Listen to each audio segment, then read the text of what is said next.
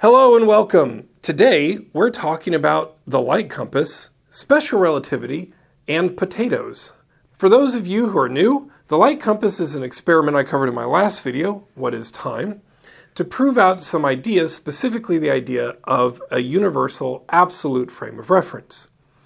Now, that idea obviously has brought up a lot of controversy, so I've decided to do a follow-up video because I really think it's an important experiment. I do hope someday it's something that we can do. But I also realize there's been some misunderstandings on special relativity in general that I really want to address. So before we go any farther, in case you're new or just haven't seen my old video in a while, let's review the light compass. Can this concept of time, as the idea of C being a physical side of the universe, of the containing space, can this be proven? Yes. Not only can we prove this idea of time, but we can find the absolute reference point of the universe, true zero velocity. Here's how it works. First, understand that we have only so far measured light, the speed of light, in a straight line. We typically shine a laser over a large distance and reflect it back and see how long it took. Now, there are a lot of inherent problems with the way we measure time, and the truth of the matter is what we measure does change a little bit. We don't like talking about it. We're going to fix that with something very similar to what's called a Dyson sphere. However, in this case, we're going to build something much smaller, and the point isn't to collect energy, the point is to measure light. We build a vacuum-sealed sphere. The inside of the surface of the sphere is covered with evenly spaced sensors, and at the center of the sphere is a light source. A burst of light is emitted from the center, and each sensor measures when the light reaches that sensor. Now, the size of the sphere would depend on the sensitivity of our instruments. When we run the experiment, the light from the middle will hit each sensor around the edge of the sphere at a slightly different time.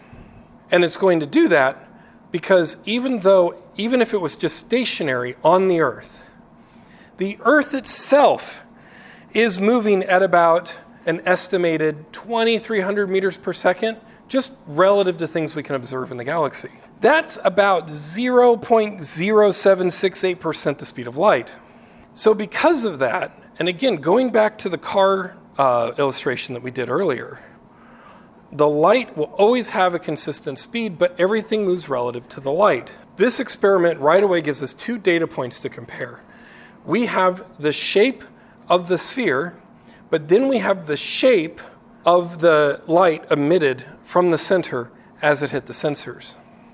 The sphere that we calculate from when the light hits the sensors is always going to be warped compared to the shape of the physical sphere. The difference between these two spheres allows us to understand which direction we are moving relative to a point of absolute zero velocity. So here's the thing. I know that there's some kind of unwritten rule on YouTube not to respond to negative comments.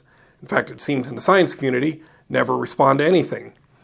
But I am doing this follow-up video for two very important reasons. One is because I really think this is an important experiment. It's an expensive experiment, but I do hope someday the support will grow to be able to actually do it. Secondly, a lot of what I consider to be my most educated, well-intentioned, even supportive viewers are really struggling with, from what they know of special relativity, how this light compass would actually work. So that's why we're doing this video. I just really think it's important to explain how it works and clear up some misunderstandings on special relativity. On that note, though, this experiment is designed to challenge one of our assumptions of special relativity, and that's the idea that there is no absolute frame of reference, that everything's just always relative. Yes, I am challenging that. However, I am not challenging, nor does this experiment challenge, anything within the world of special relativity that we have tested to be true or know to be true. And that's where the nuance is that I am working in, and that's what we're going to talk about today.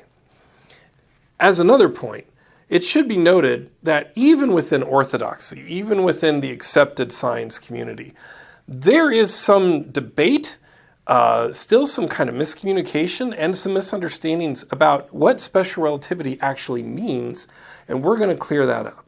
So the questions and criticism around the light compass fall into two main categories, science and engineering, and we're going to address those two separately. First of all, we're going to start with science, because obviously if the science doesn't work, there's no reason to do it. So let's get started. Science objection number 1. This is just another version of the Michelson-Morley experiment. No, they're not even close. But let's take a minute and explain what the Michelson-Morley experiment was. I think a lot of people are under the misconception that the experiment was designed solely to test if the speed of light was different in different directions. And that's not really what it was for. So the Michelson-Morley experiment was done in 1887, and this was kind of back in the, beginnings of all of this, with kind of the discovering of quantum mechanics and electromagnetism and all that stuff. The experiment was designed primarily to test an idea of the ether. The ether is an idea that's been around, and it never really went away, that space is full of stuff. It's substantive. What we see as empty space is a thing, and we're swimming in it like fish in the ocean. Specifically for the Michelson-Morley experiment, the idea of the ether they were testing is that the ether was flowing, like a river or a swirling ocean. And that a lot of different maybe gravitational movements, things in cosmology, could be explained by saying we are moving either with or against the ether. So the point of the experiment was to test if we could figure out which way the ether was flowing by seeing if light went at different speeds, whether it was traveling with the ether or against the ether. So a very different idea of what we're trying to test here. But here's how the experiment worked. The experiment works by basically setting up an apparatus where a beam of light is split into two beams. There's mirrors at the end. The light hits those mirrors, bounces off, meets back in the middle where the light is then combined again, and then a sensor detects the light. The idea being that if one of the beams of light was going slower or faster than the other, when they actually met up, they would produce what we call an interference pattern.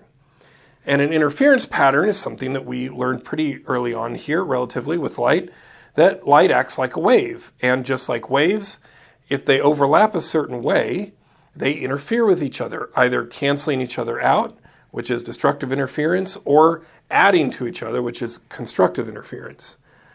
The experiment, of course, detected nothing. There was no change at all in the light. However, there's a couple things you should understand about this experiment. So the first of all is that the experiment does not work for testing what I am proposing, because what I'm specifically proposing is the idea that objects move relative to light while light is moving, not that the speed of light is changing.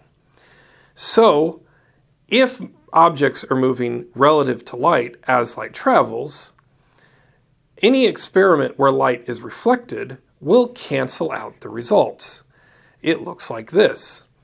You shoot the light out, the light travels, and the mirror is coming towards the light as it travels, which is going to cut down on the time it takes for light to hit the mirror. However, as the light is reflected off the mirror and travels back towards the sensor is now traveling away from the light at the exact same speed, which means that both ends cancel each other out, and you're just going to get the same timing for light either way.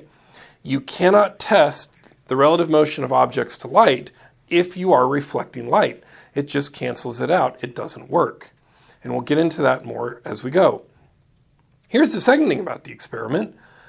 Even though the experiment failed to test the idea of the ether, we use this experiment every day. It's how we detected gravitational waves.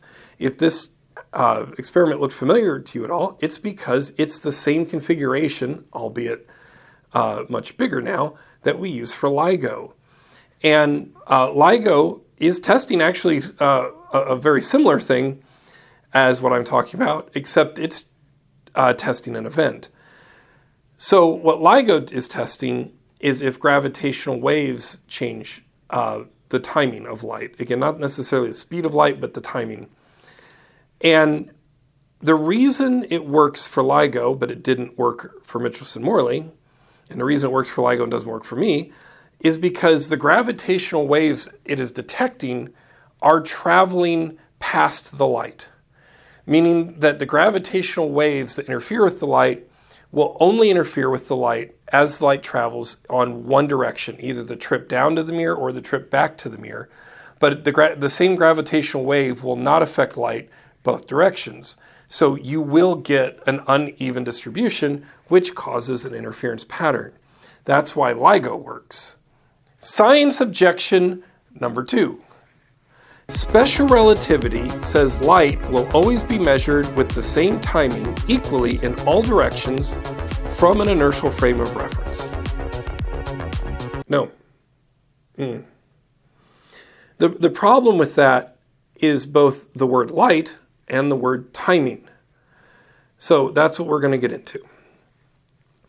What you need to understand is special relativity is not magic, or at least it shouldn't be. That's not magic. Well, maybe not to you.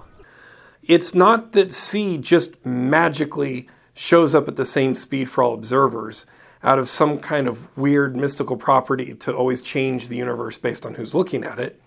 It happens because of physical reasons, and those physical reasons are calculable. But there's nuance there, and depending on the circumstances, yes, things can actually change.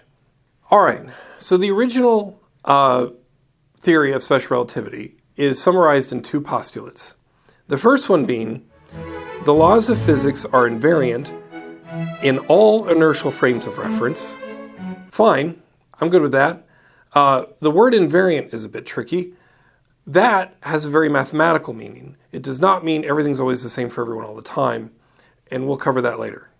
Number 2, the speed of light in a vacuum is the same for all observers, regardless of the motion of light source or observer. Okay, so the problem with that is both the word light, which can actually mean a couple things, we'll get to that, and the other problem is the word observer, which may ultimately go down in history as the worst chosen word of all physics. These postulates are accompanied by 5 main groups of equations. So in the first group we have the Lorentz transformations, and this is where the famous gamma comes from that we use for relativity calculations. The second, which we've covered ad nauseum in my last video, is time dilation. We also have length contraction. We have the relativistic addition of velocities. And we have Einstein's mass-energy equivalence. Asterisks, that was actually added later in a follow-up paper on the electrodynamics of moving bodies. So that wasn't actually part of the original theory of special relativity. Just trying to be technical for all of you YouTube commenters out there, you know who you are.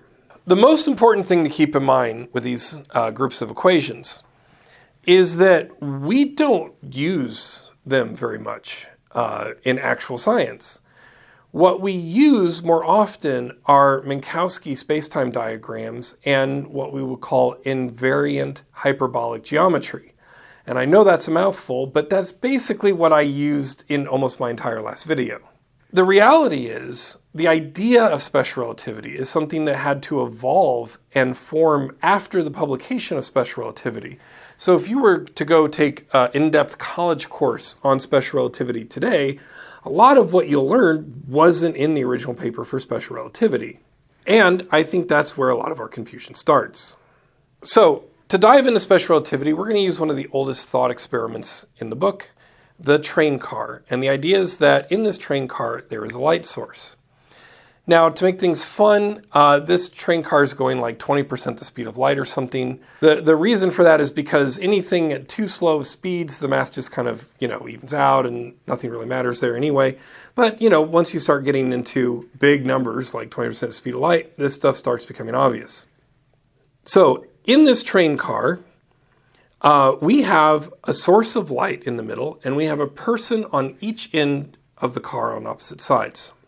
Now, the thinking is that if the light is turned off, it's dark, and the light source emits a burst of light, inside of the train car, both people will see the light reach them at the exact same time. Right? Wrong. Oh no. Okay, so here's the thing, and this is the first problem with the word light. There's two ways to experience light. We can test its speed or change in speed by a Doppler effect, which is normally how we do it, or there is the idea of there being no light present and the light wave traveling from a point to a person in a vacuum for the first time, and those are actually two different things. This is one of the main nuances skipped over in those little introductions to special relativity. And this is critical because it's what my light compass relies on to work. There is a difference between observing light traveling at the speed of c and measuring light with the same timing. And as a matter of fact, if you follow along, you're going to see you can't actually have both be the same. To simplify this, let's replace the light with potatoes. We're going to replace the light source with a two-sided potato cannon. Now, here's the thing. The potatoes in the cannon right now, because they are objects of mass, are incorporating the inertia of the train car into their motion. So they are moving now, relative to an outside observer, the same speed as the train car. That means if we fire a potato from the double-sided potato cannon, those potatoes will hit both people at the exact same time. But that's because one potato is traveling at a different speed than the other. The potato traveling towards the back of the train has to subtract speed. So the force being put into the potato is actually kind of slowing it down so that it can reach the person on the back of the train car, while the force on the potato on the other side is having to speed it up. This is how it works with objects in an inertial frame of reference. They incorporate the speed of motion that they currently have, and then they add or subtract to it, and that's where you get an even timing on both sides. However, light has no inertial frame of reference, or you could say it has its own frame of reference, because light always travels at the same speed. Light does not incorporate the inertial motion of any object it's moving with. It's just always c. Therefore, if light is traveling always at the speed of c, light cannot also always be recorded with the same timing, because as light is emitted from that initial source in the middle, it is now traveling under its own frame of reference, meaning that everything else moving in the universe now moves relative to the light. So the person at the back of the train car is going to move towards the light, while the person at the front of the train car is going to be moving away from the light as the light travels. So the light is going to hit the person on the back of the train car before it hits the person on the front of the train car. And again, it's logical if you think about it. It has to, unless the speed of light is changing for each person. So keep in mind, when I talk about in the light compass of light hitting sensors at different times from the light emitted at the center, it's not because the speed of light is changing, it's specifically because the speed of light is not changing. As I kind of pointed out a little bit in my last video, this is one of the problems when we're talking about special relativity. The word observe is often translated to mean many different things, and not all of them are accurate. There is measuring of timing. There is observing in the sense of what a person sees with the information from the light. And there is also the effect of redshift and blue shift. All of these different things might fall under the term observe, but they're not all the same thing. And I can't say this enough. The speed of light being c, and c being the speed limit for the universe, it's mathematical, it's not magic, okay? It doesn't mean our numbers can never go past that. Just as a clearly obvious example, if I take two flashlights, put them together and shine them in opposite direction, well, those photons are traveling apart from each other at a rate of 2c, twice the speed of light. Obviously, that has to happen. So there's no magical constriction here, and there's no problem with causality with that because they're not interacting with each other. And it would frankly be almost impossible to measure that necessarily or test it, but we know that that's true mathematically. It has to be that way. But Chris, if you're right, why do so many people think the light's going to hit both people at the same time? Well, there's two reasons for that. The first of all is we haven't gotten yet to length contraction and time dilation, which I'm going to get into here in a minute. The other reason is because we normally don't measure light the way I'm describing. We measure light or changes in the speed of light usually through redshift, blue shift, or interference. So the truth is the people in the train car will not experience any Doppler effect of the light's frequency. They will not experience any redshift or blue shift. And the reason is because even though the light will initially hit one before the other, the relative motions being consistent in an inertial frame of reference evens out to make the frequency and wavelength of the light the same for both people. And that works kind of for the same reason what I talked about earlier for why you can't test a change of speed in light if light's reflected. Since the person at the back is moving towards the light consistently, the light source is moving away consistently. And the person in the front of the car, while he's moving away from the source of emitted light source consistently, the light source is moving towards him consistently. Now, if this is hard to picture, please pause and stop listening to the audio and look at the illustration because this is a very important point that's very hard to communicate through words alone. But hopefully the visual makes it clear how this works.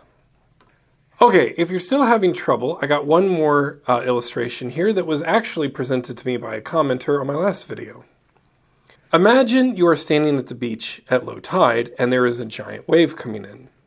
To calculate the time it takes for that wave to reach you, we can just use normal Galilean relativity.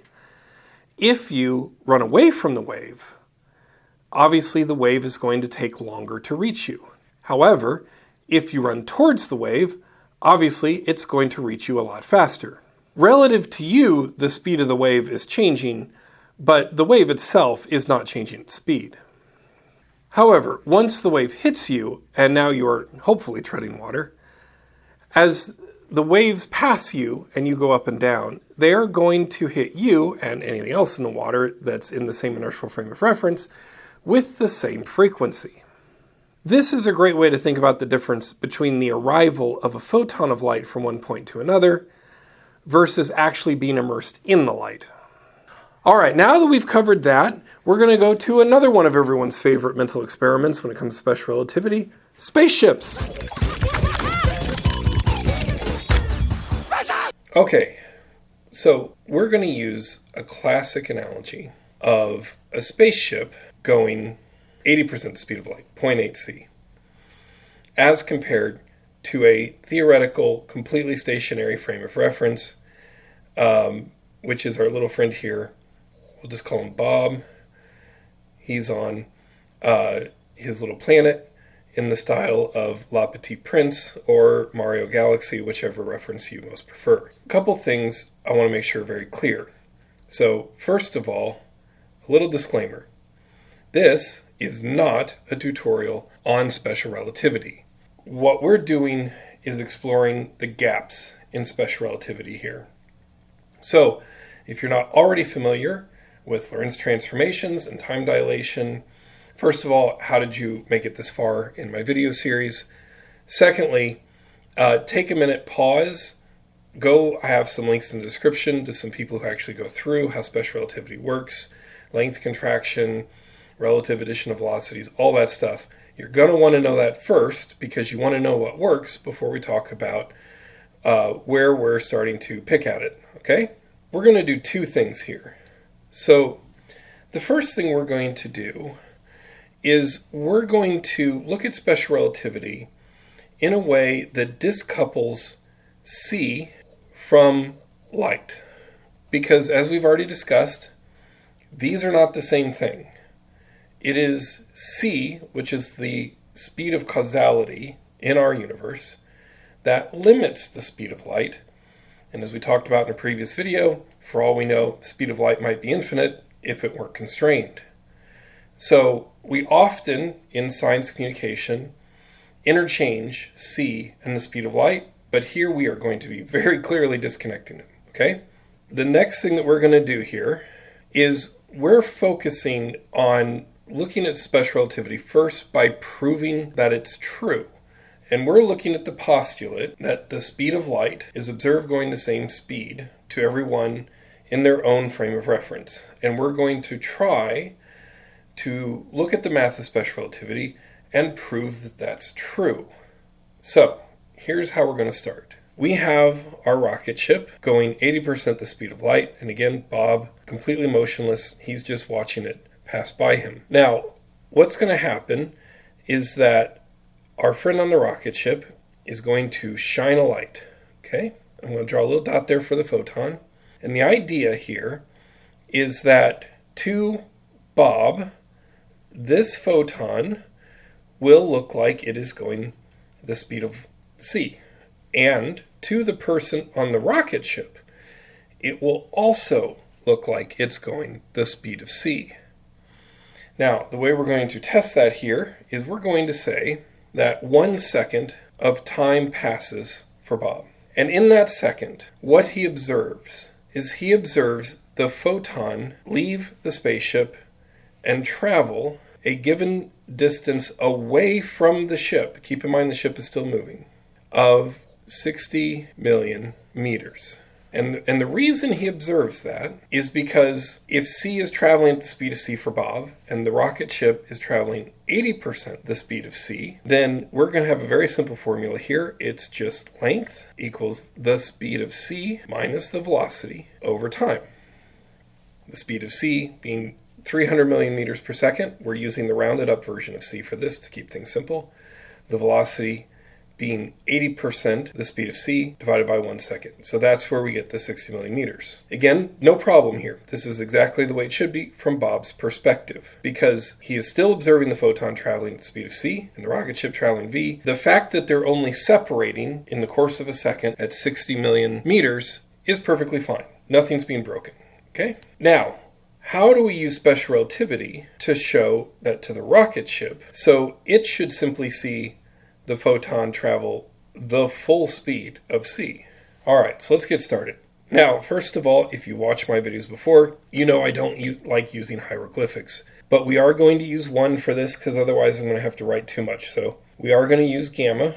And gamma is 1 over the square root of 1 minus v squared over c squared. I'll try to make that the only one I use here. Now, the rocket ship traveling 80% the speed of c, it experiences a few things. So the first one it experiences is time dilation. So we're going to take Bob's time of 1 second, and we're going to call that t0 or t0 if you're fancy. And we're going to have the rocket ship over here be t1, and so all that is t1 or t0 over gamma, and that gives us 0.6 seconds. Everything's going fine. We know that something traveling close to the speed of light experiences less time than someone who's in a motionless frame of reference. Now, the next thing we have is length contraction. So we're going to call this length here L0. And so the rocket ship, that is going to experience L0 times gamma, and that will equal 100 million meters. Before I go any farther, some of you might be confused because, as you know, if something is traveling close to the speed of light like our rocket ship, it should see everything else in space around it as length dilated smaller. So in other words, to the rocket ship, our friend Bob over here looks like he's been trying out for a photo shoot, and he's going to be really squished as the rocket goes by. So it seems weird that I'm saying that if we do the length contraction, we're actually going in reverse. But what you need to keep in mind is we are looking at the rocket ship's inertial frame of reference. So what you have to imagine is the rocket ship here and another person here somehow also traveling 80% the speed of light. And if he's moving this way and the rocket ship moving this way and they're both in the same inertial frame of reference, then everything within that inertial frame of reference actually has a longer length that they're experiencing in their frame of reference than what Bob's experiencing in his. So just keep in mind, that's why we're kind of going backwards with length contraction. We're actually expanding the length out to the rocket ship's inertial frame of reference, which again to itself is normal. Now, we're going to calculate then, if we have 0.6 seconds, so that's how much the rocket ship has experienced per Bob's 1 second, we have the length here, then the speed of light we should be able to calculate as C1, I'm calling it C1 because we're calculating a new speed here, is just L1 over T1, and that is 1.6 times 10 to the 8th meters a second. That is not the speed of light.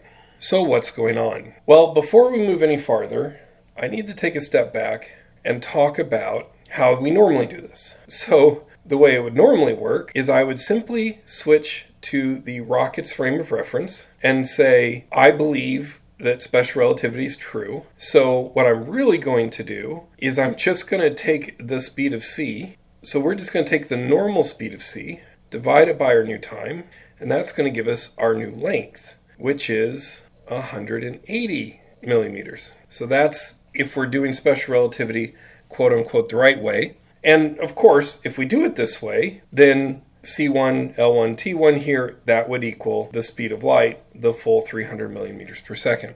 Of course it does, because that's where we started from. So obviously we'll get it the other way. However, there's a problem with that. And the problem is doing it that way assumes special relativity is true. It doesn't prove special relativity. So we only get that by taking special relativity for granted. So is there a way within the math of special relativity to work on this to prove the speed of light is the same for our friend in the rocket ship? So don't worry, there is. But this is where things start getting weird, and I actually have two ways to show you.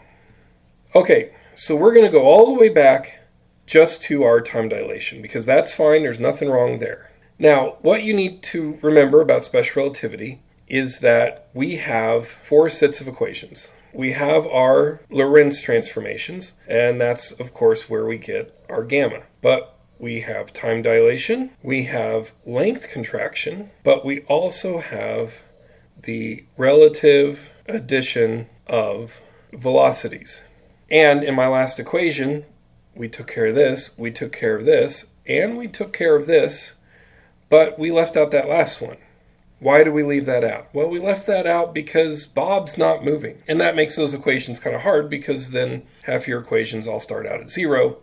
However, we can borrow a little trick from what we've learned of relative addition of velocities. I'm not going to go all through that, so just bear with me. We're going to jump in here. And we can do our length contraction a little differently. So we're going to do it this way. L1 is equal to L0 plus L0 times V over C, then times gamma. And now we get our correct 180 million meters. And now our calculated C, L1 over T1 equals 3 times 10 to the 8th meters a second. Oh, whew. See, now we feel better. We found a way to work with the equations to show that we can use them to adjust to the spaceship's frame of reference to show that our particle here, while only separating from the ship at 60 million meters over that 1 second to Bob, to the spaceship within its own frame of reference, it actually separates at a greater length here and gives us our speed of c. All good? Well, here's the thing. You shouldn't feel good about this yet, because I'm playing a little bit fast and loose here. You're not going to find that one in any special relativity tutorial. This is something I've come up with while I've been struggling with the problem. I'm not saying it doesn't exist anywhere else, I just couldn't find it. So I'm not trying to claim originality here. I'm sure someone's dealt with this problem before, but this is the best I could come up with. It makes some sense if you realize that we have to adjust not only for the fact that we have this length here to modify into the spaceship's frame of reference, but we actually have the entire distance that the rocket ship's traveling during that second that we have to adjust for as well. So it makes sense that we would have to put this into the equation. But let's take a step back and talk about a couple other things here real quick. So I want to talk about invariance. What you need to know about invariance is that it's actually a very simple term that simply means as some things change in an equation, some things stay the same. So there is something going on where some variable that we have or some aspect is never going to change. However, in special relativity, we have taken this to mean quite a few things. So the first one is going back to that postulate that the laws of physics are invariant in any individual frame of reference. Okay, so what that means is if I have two people and one of them is going 80% the speed of light and one of them is not moving at all, and our friend here throws a ball up into the air, that ball is going to go straight up into the air and then come straight back down. And our person standing still is going to throw a ball up in the air. He's going to throw the ball up in the air, and that ball is then going to come straight back down, because in any inertial frame of reference, the laws of physics don't change. Although to be realistic, to travel 80% the speed of light, you'd have to not be on Earth.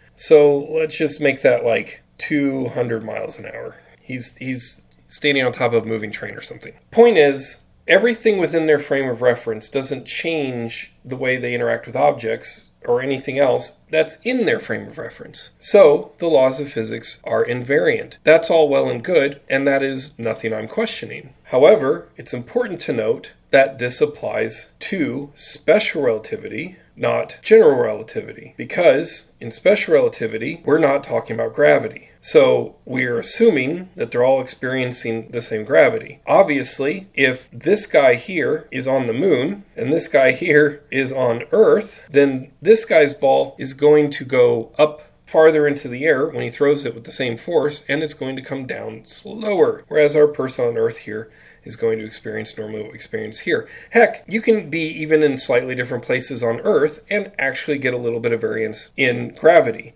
It's true, you probably learned in school that gravity is always 9.8 meters a second of acceleration per second. That's what you would typically learn in science class. But the truth is, this is actually kind of a close to sea level average. If you start getting really, really, really high up in the atmosphere or really, really low in the Earth, you actually start seeing that change. It's just that it's mostly reliable for any calculations here close to the Earth's surface. Just a little technicality I want to cover there. The point is, the invariance, the holy invariance of special relativity is something that applies in these theoretical circumstances of perfect inertial frames of reference here and vacuums in space and all that stuff. So it's a foundation for physics that we build on, but it doesn't necessarily mean everyone always experiences the same thing. So that's the first point. Okay, so another point about invariance is what we're basically saying here is that our little guys here, they're in different frames of reference, going different velocities. And so within their little boxes here, right, of their inertial frames of reference, they're all going to have pretty much the same experience of our universe. But all of these people in their own little boxes live in the same universe. And there is information being passed between frames. One of those pieces of information is light traveling. Now, obviously, again, we covered this in our last video, the speed of C dictates at what, when it's possible for these frames to ever influence each other. We're not going to get into that right now. The point is, they're all in the same universe and they all share a similar present. I'm not talking about simultaneity of events. That's another thing. We'll get to that in a second. I'm just saying they all exist. And we all share the same universe.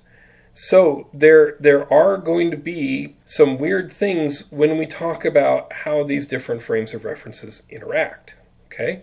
One last thing, I just mentioned it, simultaneity of events.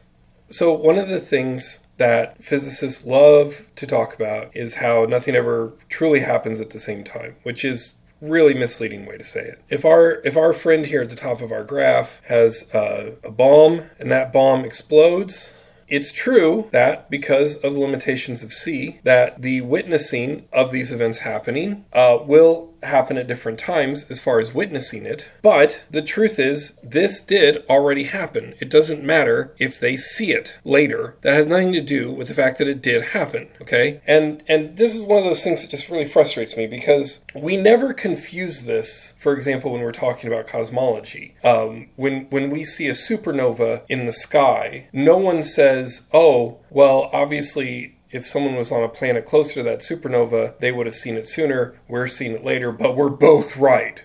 We always acknowledge the fact that it's already happened, That star already went supernova. We're just seeing it now.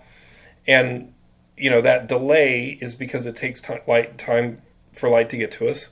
But no one's going, oh, we're both right. That's just nonsense. It did happen. It just takes us a while to see it. Because that's the difference between observe and reality. Observation, reality. There is a difference, okay?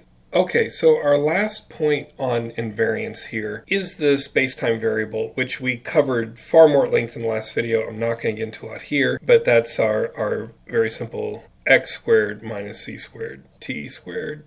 That's our space-time variable. And basically what that's referring to is that when we look at time in relationship to space, we get a four-dimensional hyperbolic circle where every point coming from the center radius out looks like a different length when we are projecting it here on 2 dimensions, but these are actually all the same length from the center of the radius, much in the same way that if you have a normal 2D circle, every point from the center to the edge is the same length. Again, I went far more into that in length in the last video. It's a very difficult concept if you haven't heard of it before. Just want to make sure for all of my sticklers out there, I'm also talking about this when we talk about invariance. And I know I mentioned before that a lot of the invariances about special relativity don't apply in general relativity. General relativity has its own invariance in its own equations that we also look at. But I'm just making sure everyone can tell the difference between, again, just because some things are the same doesn't mean a universal experience. Okay, now we're coming back to Bob and our spaceship, and we're going to do something a little different here now for this next time around. So what if we think of this as observing the photon instead of just calculating the photon? So we're going to erase. We're going to take all this out. The only thing we're going to leave here is the time dilation difference. Remove this, and we're going to let's try a different theory here. Let's assume that our first idea of length dilation was correct. So we're just taking Bob's length here times gamma, and we're just getting the 100 million meter separation that we originally came up with. And let's, instead of, again, just calculating the photon here, let's say that this spaceship has a little device that puts a mirror, so that's going to be our little mirror. And the idea is that our mirror is going to reflect the photon back to the spaceship to be actually observed. Okay, so keep in mind one other thing about special relativity here, and that is special relativity is direction or vector dependent, okay? So what that means is length contraction here only applies in the direction the spaceship is moving. It doesn't apply this way. And that's basically for two reasons. Because the first one is because obviously your speed is determined by your vectors. That's the first reason.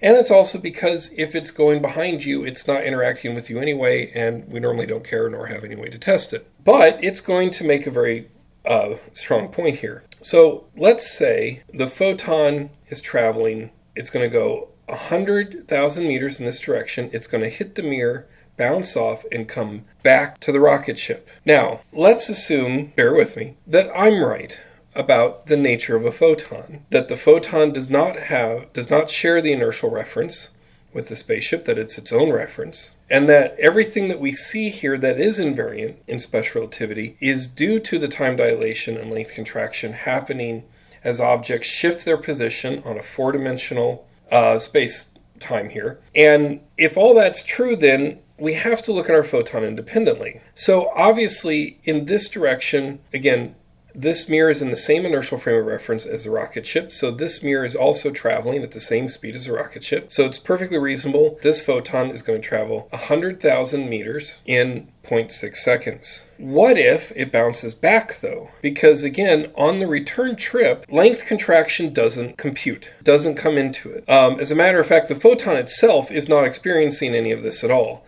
It's just the spaceship experiencing time slow down and the space in front of it fundamentally differently. So the photon is free of this, and if it's rushing towards the ship here, it is not experiencing the same thing. So how fast is that photon separating now from the mirror, considering that the mirror is also going at 0.8 c, and this photon is going to be traveling back towards the ship at c. So we're going to do a couple things here. The first thing we're going to do is figure out how fast that photon is moving. So from Bob's point of view here, if that photon bounces off the mirror, what he's going to perceive, we're going to have a new velocity here. And again, this is not the actual velocity of the photon. This is the photon from the mirror. So it's a rate of separation. Okay, keep that in mind. The photon's not actually moving that fast, but the rate of separation here is now going to be c plus v over our t0, which is Bob's time. So the mirror and the photon are going to separate now in this direction at 5.4 times 10 to the 8th meters a second. Obviously, again, that's much faster than the speed of light, but nothing's being broken from Bob's point of view because the mirror's going one way, the photon's going the other. So the time it's going to take for that photon after it bounces off the mirror to hit the spaceship, and we're going to call this, let's see, T, let's call it PM, so photon mirror. That time it's going to take, again, from Bob's frame of reference, 0.11 repeating seconds. Now, we go back to the spaceship's point of view, and what we're going to do is, I'm going to go over to the left here, sorry, I'm running out of room. So now we're going to go back, and we're going to call this T1 photon mirror, and that's our original T, PM, over gamma. And so from the spaceship's point of view, that is 0.066 repeating seconds. To the observer here on the rocket ship, because that mirror is moving his frame of reference, he sees this total trip as the 100 million meters times 2, because he sees 100 million meters there and 100 million meters back. So this whole trip is 200 million meters to the person on the rocket ship, even though we're seeing 60 million meters from Bob's point of view, there and back again. So the rocket ship is seeing now, as we add these times up here, so we're going to add up this time and this time, because that's the time to the mirror, this is the time back from the mirror. And now, look at this, we get a speed of light that we calculate going 200,000 meters, again, from the spaceship's point of view, at our 0.666 repeating seconds, because that's what we're doing here is we're taking this and we're adding it to this, so just 0.666 repeating. And what this gives us finally is 3 times 10 to the 8th meters per second, our full speed of light. What just happened? Well, instead of assuming that C is true, and assuming that we're only measuring it when we observe it, specifically our person here on the rocket ship measuring it when he observes it, we're seeing that it is perfectly reasonable to interpret this distance of c, or this speed of c, not as a continuous speed in terms of actual physical space or measurement, but as only a speed that is observed through reflection. So what this tells us is that if this mirror was, instead of a mirror, a sensor, and it was timing the arrival of the light at it on that first trip, the math shows that it would have measured it covering that distance at 1.6 times 10 to the 8th meters a second, which I am arguing does not violate anything, because the light is still going the speed of light. What it does call into question is the idea that these frames of references are truly independent of each other, and that the invariance in the speed of light is caused by the additional factors in place as we switch directions relative to light. And if that's true, the light compass works. So let's go back to our list here. Am I questioning invariance? No, I am not questioning invariance in terms of the laws of physics.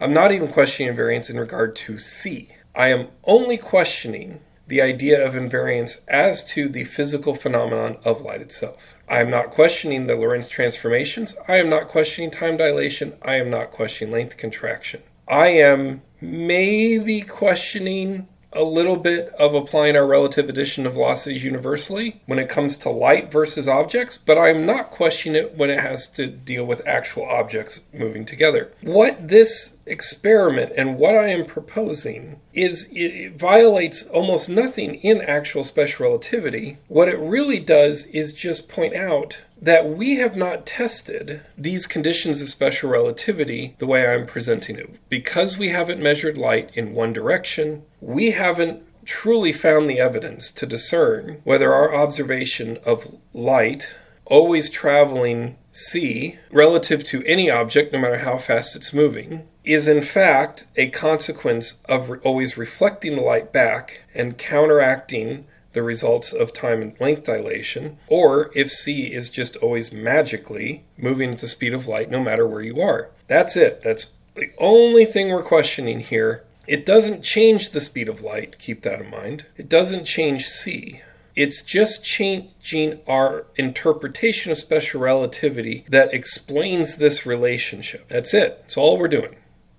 Okay, moving on. So all of this comes down to the following. We have two options here. So with our friend in the rocket ship going 80% the speed of light, we can think of the invariance, the observation of light traveling at a consistent pace, as either it going both directions at 3 times 10 to the 8th meters per second, or it's going in one direction, again, it's still going 300 million meters per second, but it will be measured with the timing of the instruments at achieving a distance one direction in what seems like 1.67 times 10 to the 8th meters a second, and then in the other direction, 5.4 times 10 to the 8th meters per second. And the problem is, these both work. They both get you the same final result. And this is the limitation of looking at this purely through an equation. Because if you can get to the same result two different ways, now we have to expand the context. We need to settle once and for all,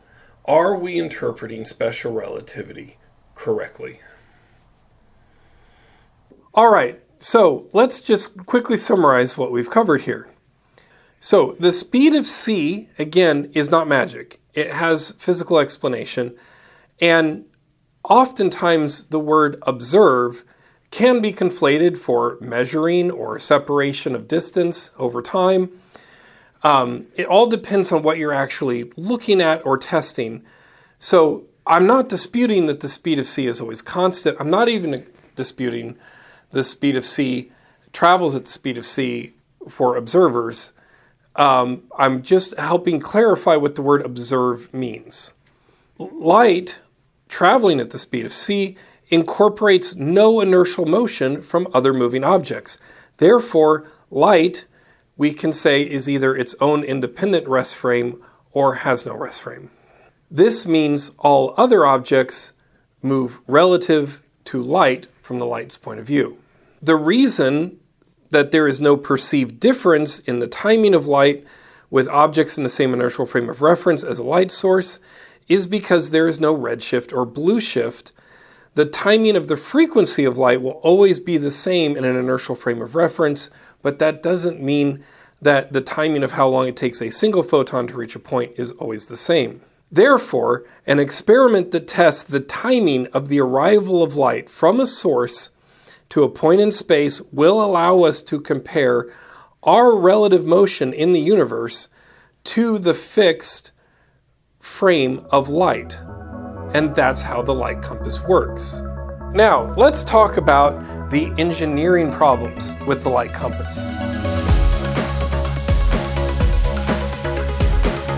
Obviously, the biggest problem sticking out from an engineering standpoint with the light compass is the idea of measuring light in one direction, because it is almost impossible to sync up clocks on sensors spaced far apart to really accurately time the difference it takes light to travel in one direction.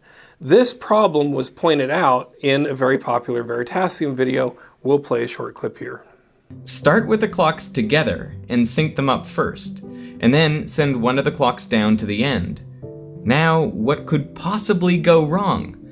Well, I'll tell you. The clock at the finish line was moving with respect to the one at the start, and special relativity tells us moving clocks tick slow relative to stationary observers. So by the time the clock reaches 1 kilometer, it will no longer be in sync with the clock at the start. So in the video, he implies that measuring light in one direction is impossible. So you might think this should have been under a science problem, but the reality is it's an engineering problem, and it is very possible to overcome. As a matter of fact, relativity is a problem that plagues a lot of experiments. They plague our problems with particle physics. They plague our issues with other cosmology and, trying to understand how space works. Relativity is something we always have to correct and compensate for in an experiment.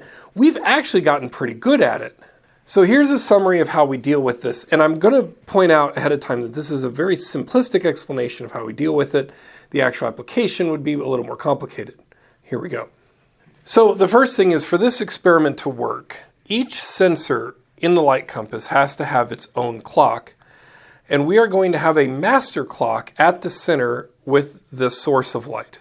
Now, obviously, we're going to do the best we can at the beginning to, sync up all these lights, in a spot. But of course, as we've learned, as we move them around, they're going to get a little bit out of sync. The first thing we have to do before we start the experiment is a couple steps. Step one is we're going to send a poke, a little ping signal, out from the master clock to all the clocks on all the sensors around the light compass. Then all of those clocks are going to ping back to the main clock with a timestamp.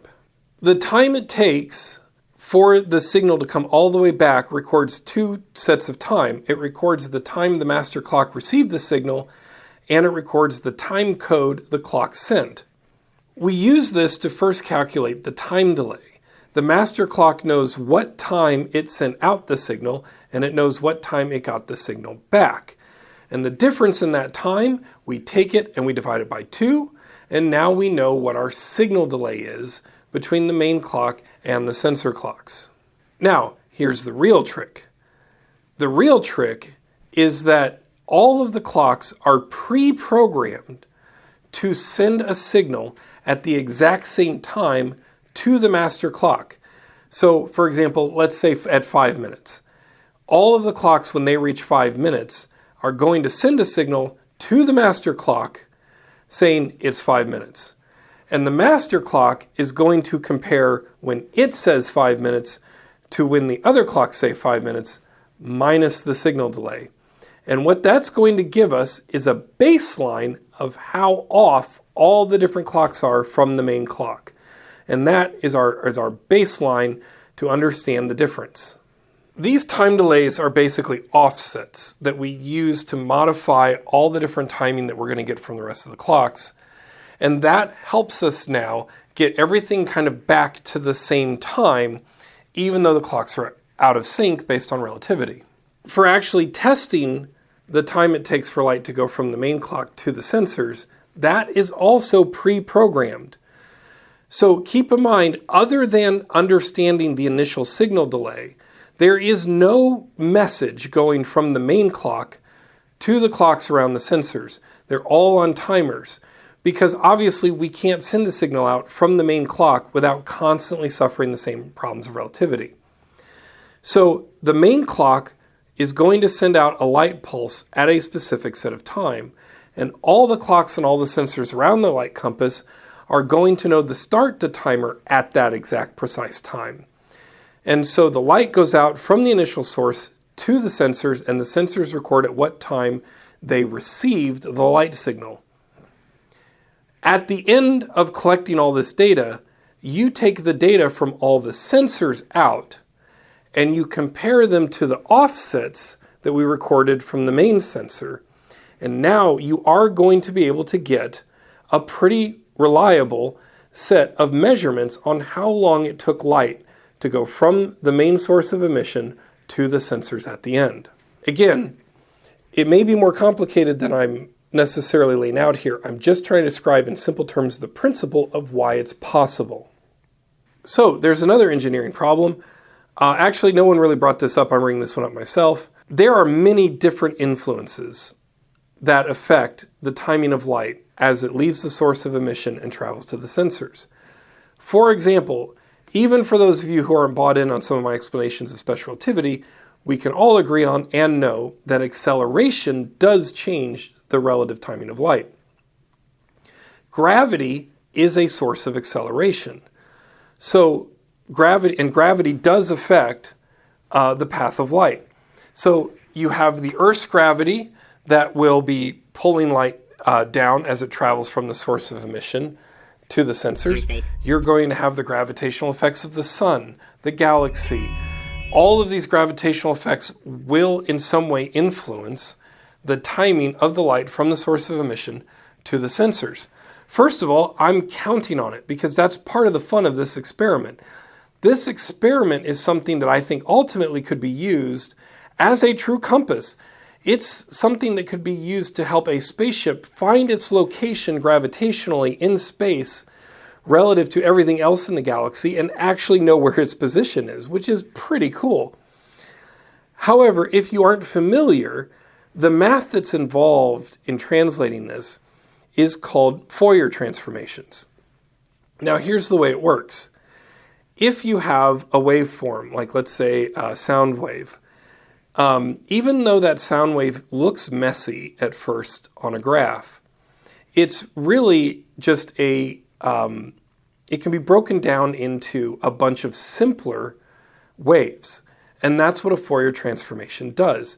It takes a very complicated wave with a lot of different fluctuations, and it discovers what the simplest consistent waveforms are that is comprised of.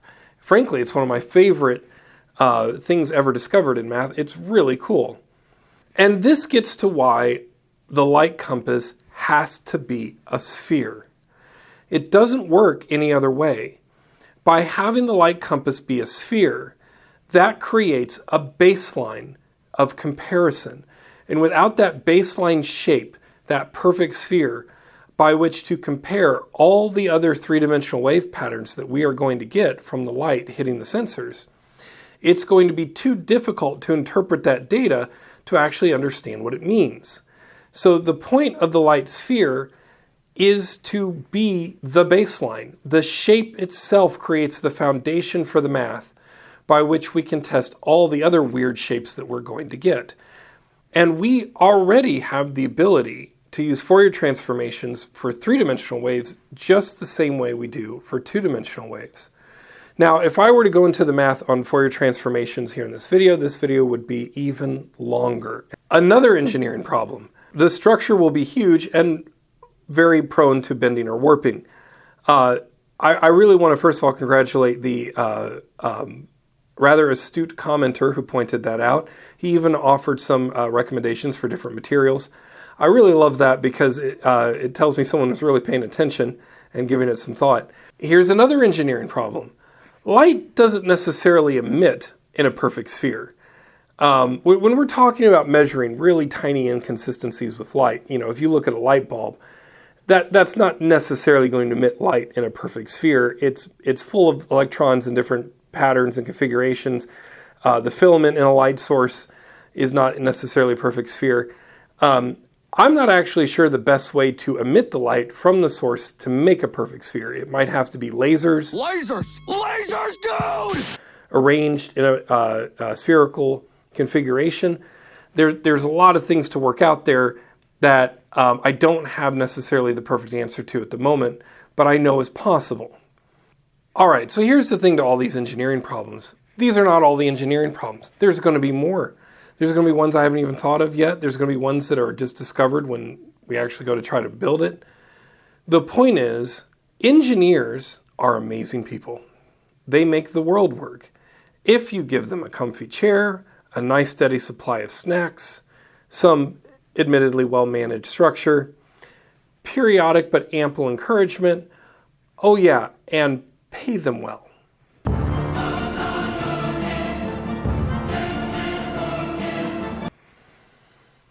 Then they can make just about anything work. After all, they got us to the moon. Yes, we went to the moon. Shut up.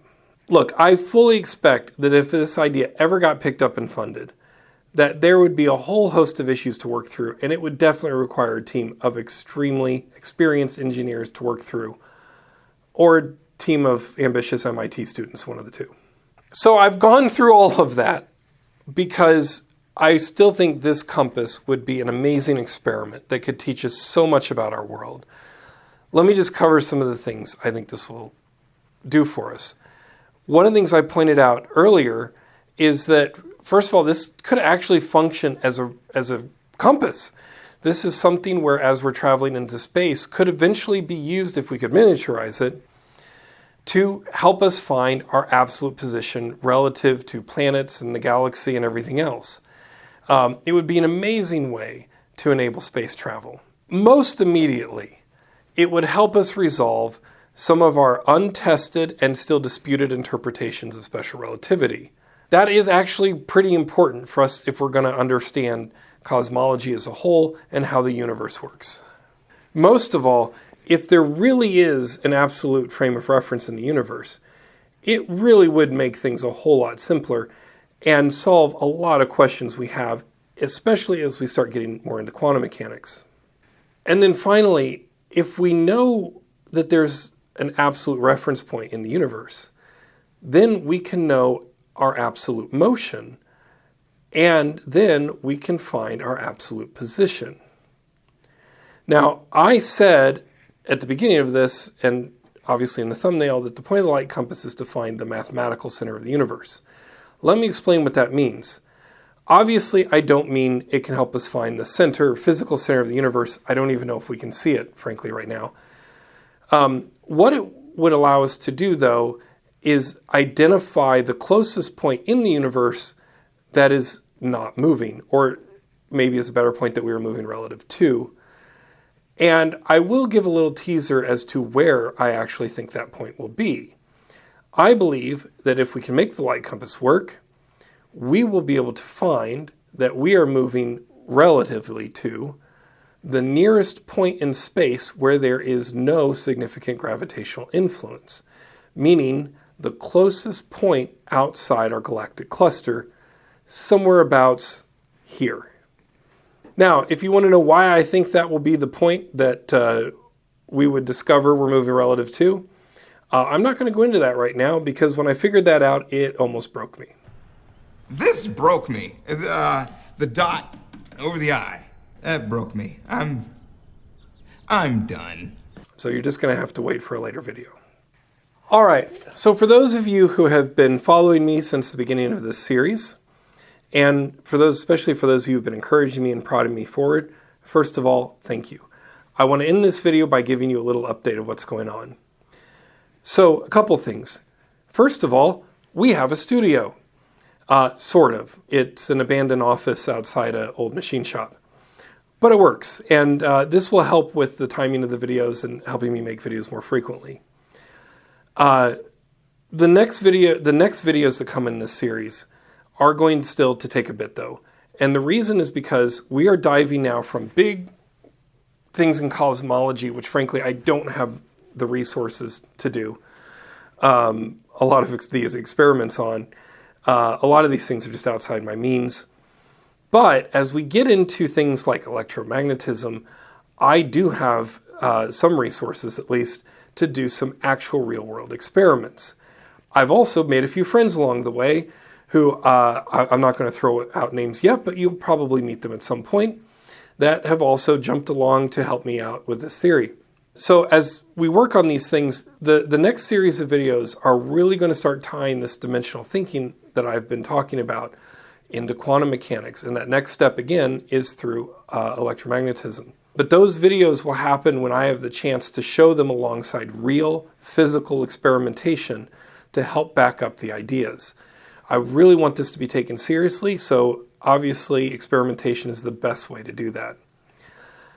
In the meantime, please don't panic, as I am going to be doing other videos outside of this topic. That's because there's a lot of things I want to do videos on. Obviously, I'm a ham. But don't worry, that doesn't mean I've lost any commitment to this. This is still my primary focus, but it would help to get more of those sweet, sweet YouTube's money. So we're going to keep making some other videos to experiment with and try and see what works out there. There's a lot of other topics I want to explore in science, in philosophy, in sociology, in psychology. I kind of like, learning. So bear with me, and again, just know that we are sticking with this, and it is going to see through all the way to the end as best as I can. So, in the meantime, if you like what you saw, please show your support by liking and subscribing. Helps with the algorithms. And again, I'm going to keep trying to grow this as best I can. I do have it in my intention to do some things like live streams or Q&As. I know a lot of you have asked me to start a Patreon, so I am working on what I want to do with that. So again, thank you all for your support and encouragement, and we will see you soon.